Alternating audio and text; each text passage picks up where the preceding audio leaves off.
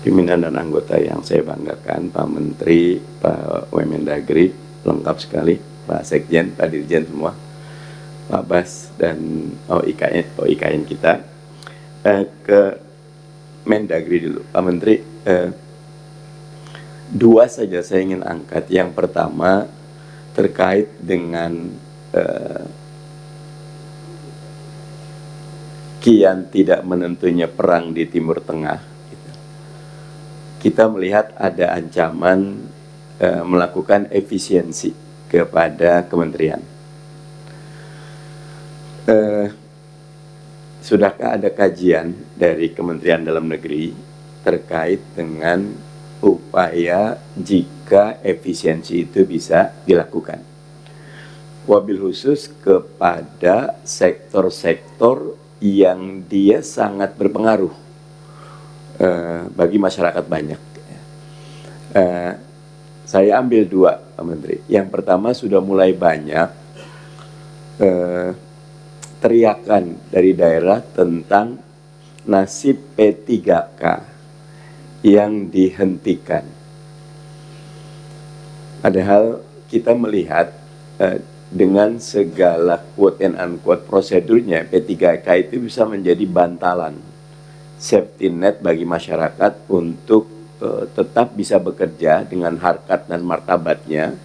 Dia mendapatkan haknya. Bahkan saya ketemu beberapa mereka yang sekarang ini P3K paruh waktu pun mereka bahagia itu, karena tetap punya NIP, nomor induk P3K. Nah sekarang sudah mulai ada nih, entah karena TKD, transfer keuangan daerah, entah karena kasus-kasus di daerah yang memang keuangannya berat. Saya berpikir tetap Kementerian Dalam Negeri punya tanggung jawab moral menjaga agar pelaksanaan pemerintahan di daerah tidak bergejolak, inflasi tetap terkendali. Ya, kita bersyukur nih, pemerintah luar biasa selama mudik kemarin tidak ada kenaikan BBM, tidak ada kelangkaan BBM, mudiknya berlangsung dengan aman. Buat saya itu 2 thumbs up, bagus sekali. Tapi ancamannya tetap ada, sehingga peluang budget krisis kita kalau kita mentok di atas 3% kan agak berat.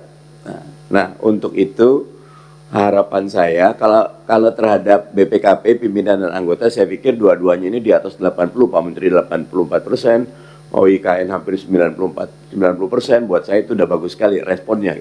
Tapi tetap real faktor yang menjadi masalah ketika keuangan negara dites, sementara kita juga harus betul-betul mengayomi, bukan cuma inflasi, tapi buat saya P3K tadi, itu mungkin perlu ada kajian yang mendalam, Pak Menteri.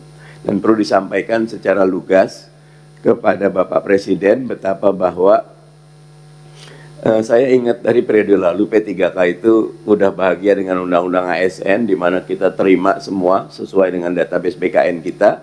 Nah sekarang sudah mulai ada nih, infonya mulai banyak. Saya mendapatkan cerita dan pembahasan dari terkait dengan P3K ini. Saya ingin menyampaikan apa yang banyak masuk di handphone saya ini, WA, WhatsApp, Pak, terkait mungkin sudah disampaikan rekan-rekan saya juga terkait P3K, isu bagaimana saya ingat betul ada ribuan P3K yang akan terancam akan diberhentikan. Ini menjadi kabar buruk, sementara di nuansa Idul Fitri kemarin kita harusnya berbahagia. Tapi saya ingin melalui forum ini juga disaksikan. Saya juga sudah mengabari yang bertanya-tanya di handphone saya, menghubungi saya untuk menyaksikan langsung di YouTube, kanal YouTube live dia forum ini, untuk melihat respon pemerintah langsung bagaimana desain dan rencana untuk mengantisipasi itu.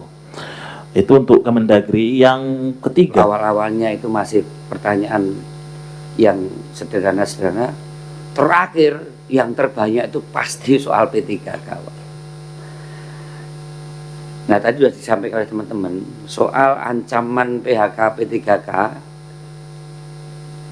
yang sekarang ini ada di wilayah pemerintah-pemerintah daerah. Dalam Undang-Undang Nomor 1 Tahun 2022 yang mengatur batas belanja pegawai daerah maksimal 30% dari APBD dengan masa transisi sampai 2027. Tetapi pada saat yang sama pemerintah justru membuka rekrutmen P3K yang dianggap cukup besar, yang buat kecemburuan dengan kawan-kawan P3K daerah.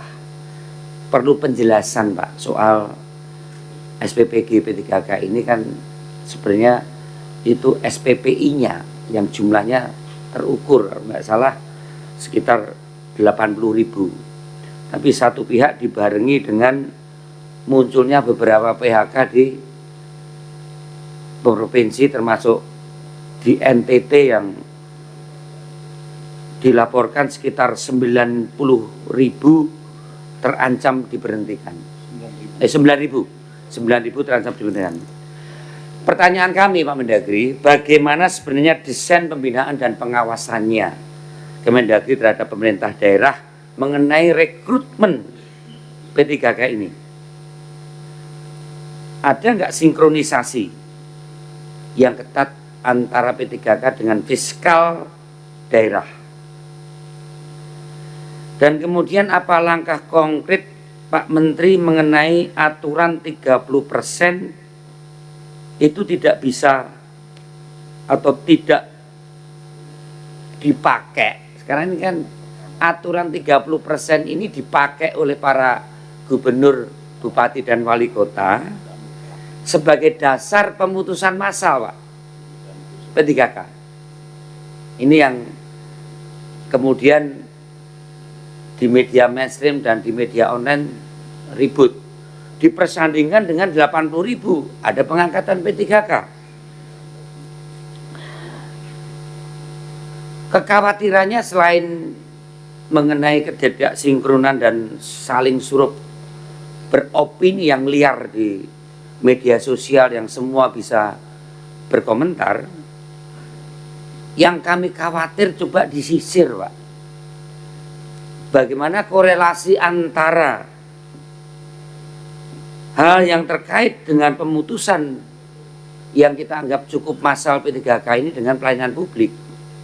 Ini yang, karena ada bidan yang sudah 15 tahun, ada pegawai kesehatan yang naik kapal setiap hari, itu terkena juga PHK yang 30% ini.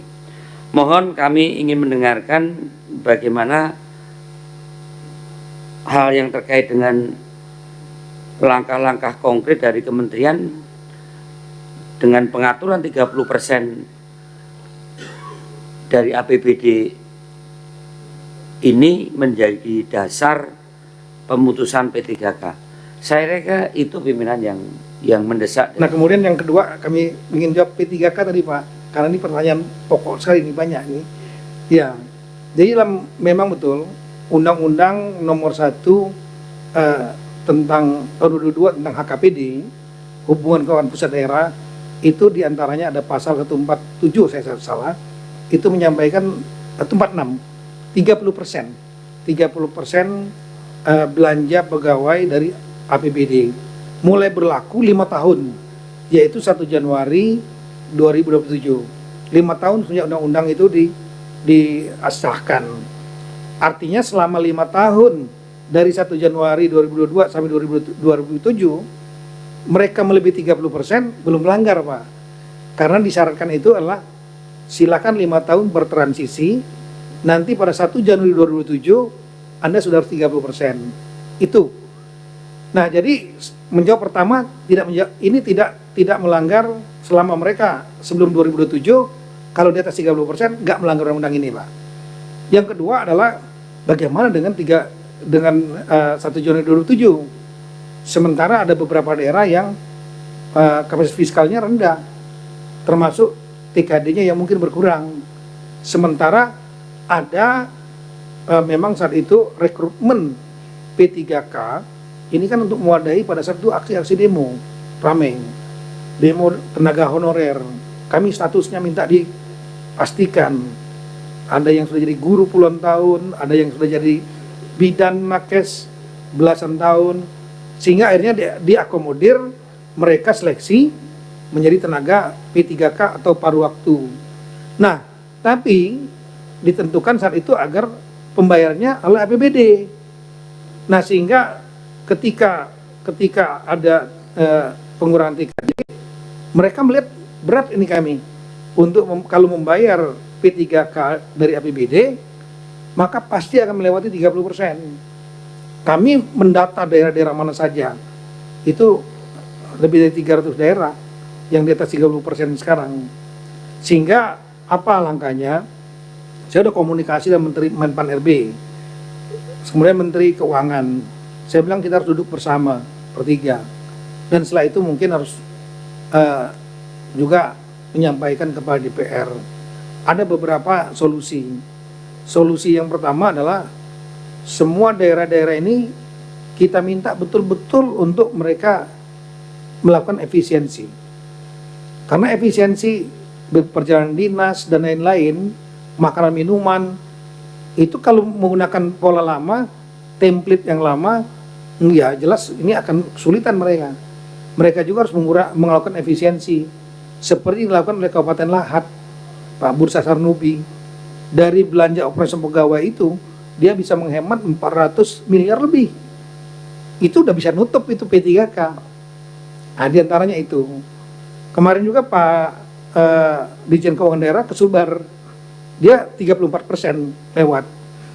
Nah, untuk bisa ke 30%, maka ya solusinya dicek makanan, minuman, belanja, perjalanan dinas, rapat-rapat, kalau dikurangi, itu sudah bisa sebagian menutupi untuk P3K ini. Nah, ditambah kita mendorong juga daerah-daerah ini bisa mendapatkan PAD, tapi yang enggak memberatkan masyarakat. Nah, contohnya pajak hotel restoran yang bisa langsung masuk ke Dispenda. Ada beberapa daerah lagi yang menerapkan pajak permukaan untuk perusahaan-perusahaan besar. Nah, tapi jangan membebani rakyat kecil. Itu prinsip utamanya. Ada juga yang betul-betul mengaktifkan BUMD dan perusdanya untuk menghasilkan tambahan PAD. Kita dorong, itu silakan disampaikan. Nah, worst scenario, kalau seandainya juga tidak bisa, daerah-daerah ini, kita juga ini memang belum melibatkan DPR, cukup di tingkat pemerintah, itu ada pasal 146, ya, pasal 146 ayat 3 itu. Jadi pasal 146 ini mengalokasikan belanja pegawai harus 30% dari belanja APBD ayat 1-nya. Tuh.